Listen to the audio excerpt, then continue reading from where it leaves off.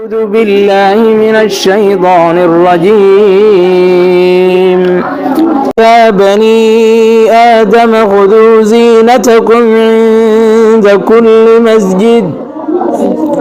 مسجد وكلوا واشربوا ولا تسرفوا إنه لا يحب المسرفين.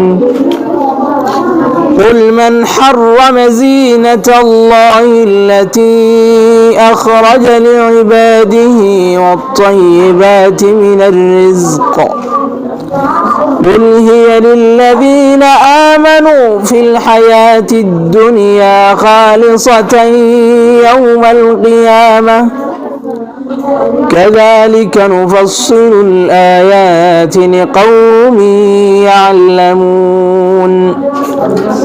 قل إنما حرم ربي الفواحش ما ظهر منها